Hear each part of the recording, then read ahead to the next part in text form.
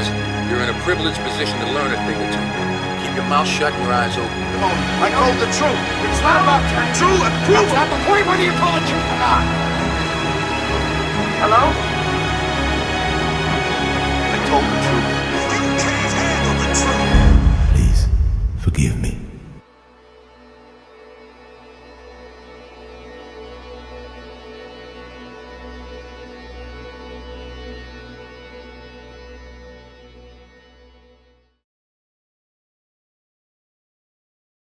Today I'm going to talk about my biggest adversity and what I learned from it. Now, because I'm an atheist moronic virgin, I had to look up adversity in a dictionary, which states a difficult or unpleasant situation. Why did I have to look it up, I hear you say? Well, that's because I'm a dumbass that moved away from the United Kingdom halfway through high or secondary school, and to make it worse, I couldn't learn the native language where I moved to. I ended up spending 3 years in a school that could not teach me anything. In a way, you could say that was my biggest adversity to deal with. Imagine being stuck in a school where you couldn't understand anyone, the tutors, the kids, feeling isolated and alone. It's like being on another planet, with a bunch of Zerg spawns with neck boobs carrying on with their boring lives, and oh look, a lone human being hiding in the fucking corner wondering what in all that is holy am I doing here for? Being in that school was tough, because first off there was the bullying. The continuous bullying, all because I couldn't talk back or at the time fight back. I was even picked on by the girls for fuck's sake. Some of them I found attractive and wanted to at least try something, but all of them just threw it back in my face. Guess they didn't want to be the loser girl that dated the foreign student, huh? Yeah, go fuck yourself. Other than that, I was pushed around, verbally abused. I even had some gay guy try to make me his bitch. Now, you're probably thinking that is some bullshit story, but hey, this was the topic given, and I'm not afraid to tell my stories. Some gay guy messed around with me, trying to make me submit to his nerdy ass for whatever reason, and be his little bitch. He was much taller than I was at the time too, so you could say he was intimidating to me. He probably thought I'd be an easy target, I suppose. After all, I couldn't tell this fucker to piss off because he couldn't understand me, nor could I understand him. Did the tutors do anything about it? No. Did they care about the foreign student?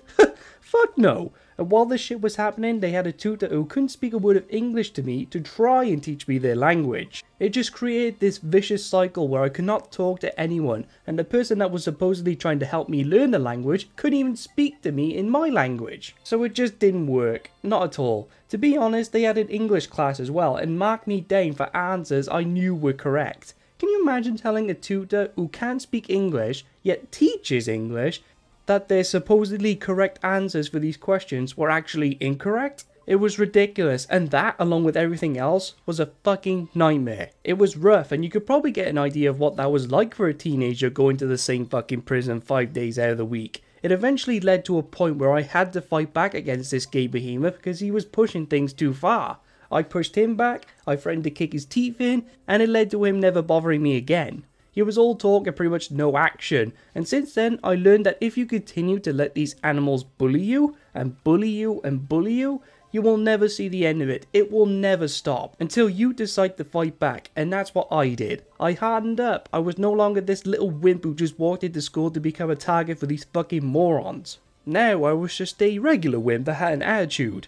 To deal with this shitty school, I just no longer cared anymore. If people talk shit, I talk shit to them back in my language. If tutors ask me something, I tell them I can't answer. Of course it never stops them from talking, but there was nothing else I could say to them, so eventually they just didn't bother anymore. If people gave me shit, I gave them shit before it finally came to me leaving the school for good. 3 years of lost education time, but one thing I took out of it was to not let people walk all over you like they are some kind of god and you are the peasant.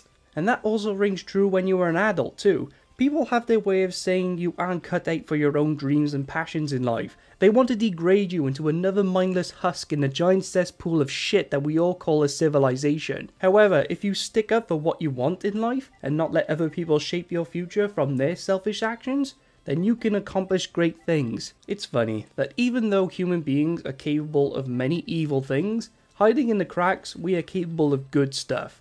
Caring, love, compassion, happiness, and delicious sex. Oh yes, can't forget the good old sex that most of us enjoy or fantasize about while we sit in our bedrooms in nothing but our underwear with a tank belly filled with Doritos and Pepsi. Now I'm pretty sure I just described myself at night right there, but hey, at least one lady out there is bound to love a tank ass like me, right? Right? Anyone? Help me? Anyway, to end the video, I'd like to thank everyone that have voted me this far into the tournament. It's always a pleasure to entertain people regardless of what channel it is or what topic is on the plate. That's the only reason why I ended this tournament anyway. I'm not after gold, I'm just here to entertain people and spare people the shit that I had to put up with in my life, so hopefully they can have the better life themselves. I'm here to bring laughter, and that's all I care about. Take care, and thanks for watching.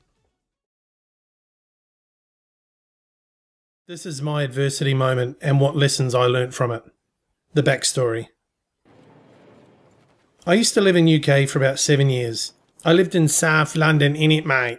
While I was there, I met a girl and we went out for about 4.5 years. Being away from home, it was hard on me being so close to my family. Mum and dad and my younger brother and sister were back in New Zealand, so the missus' parents became my surrogate parents, if you like, for the time I was in UK. And it was really nice. The mum was just like my mum, and dad was actually more like a friend than a father figure. In fact, I never saw him like that.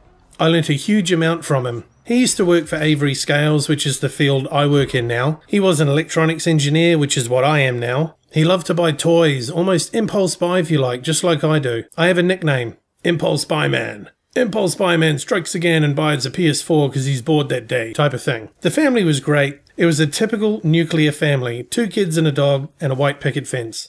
I used to fly back every year for a month over Christmas and New Year's, but I had to put an end date on it, so I decided I would be home for my 30th birthday. The missus and I broke up because she was so close to her family as I was to mine, and it just wouldn't be fair to steal her away. The adversity. As the years rolled by, we kept in touch and shared stuff on Facebook. I'd chat to her mum and her brother on Xbox Live, etc., and everything was great. I met someone here in New Zealand and we bought a house and settled down and had 2 kids of our own. I've got an older girl and a younger boy. One day, out of the blue, I got this email from her. I'll leave it on the screen for a second so you can read it.